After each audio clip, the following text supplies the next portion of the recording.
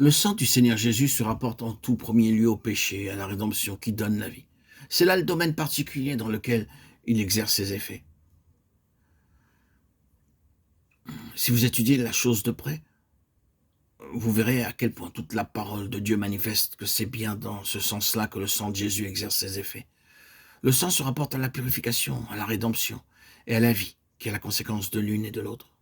Autrement dit, le sang est en étroite corrélation avec le péché, avec tout le terrain que Satan occupe de plein droit à cause du péché. Quand nous parlons du terrain que Satan occupe de plein droit, nous voulons dire que par nature, d'après la parole de Dieu et d'après l'expérience de ceux qui sont venus au Seigneur Jésus, la création tout entière était servie à Satan. Peut-être contesterez-vous la chose parce que dans ce domaine particulier, il vous manque une expérience personnelle. Mais essayez un peu de venir au Seigneur Jésus. Vous ne tarderez pas à découvrir à quel point vous êtes l'esclave du diable.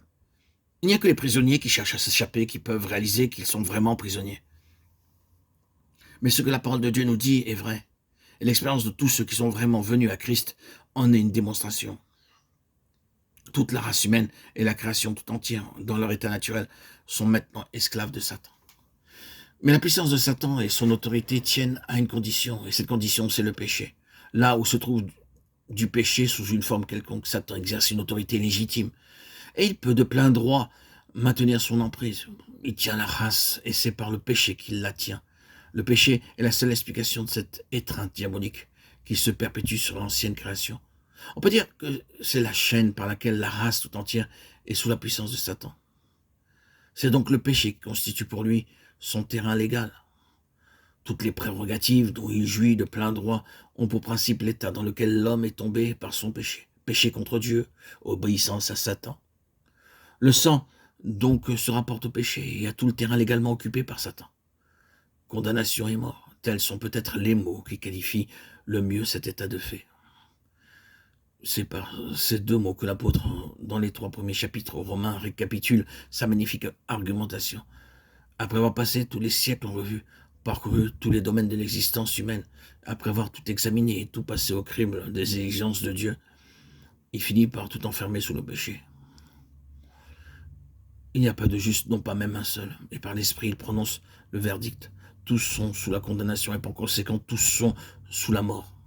Ce sont ces deux mots qui représentent le terrain légal qui permet à Satan de tenir la race dans la servitude. Ah, si quelqu'un n'est pas sauvé, la première chose qu'il lui faut, c'est le sang de Jésus. Il n'y a pas d'autre recours possible pour lui. Sans effusion de sang, il n'y a pas de pardon.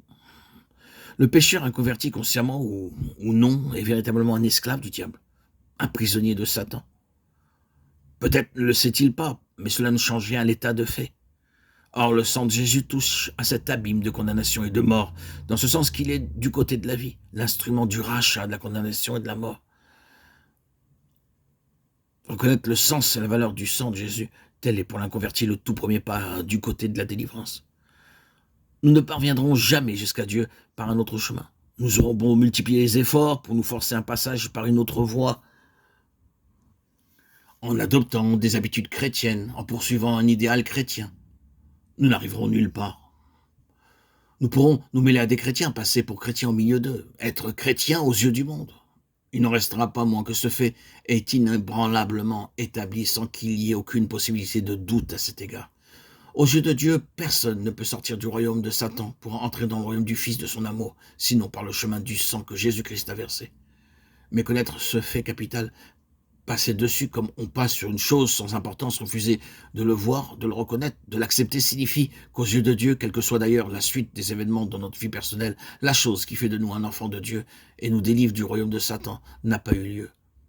Il est essentiel, bien-aimés, chers amis, auditeurs, auditrices, excusez-moi si je mets tant d'insistance dans cette affaire, il est indispensable et essentiel que nous ne nous abusions pas sur ce point, que notre position vis-à-vis de Dieu soit juste, que nous ne présumions pas de nos relations avec lui, que nous ne tenions pas pour acquis quelque chose que Dieu tient pour nul et non avenu, mais qu'au contraire, notre position spirituelle soit fondée sur le roc, sur la base posée par Dieu, car c'est à cette condition seulement que nous sommes acceptés dans le bien-aimé, dans le Seigneur Jésus, et que nous pouvons véritablement entrer en communion avec Dieu.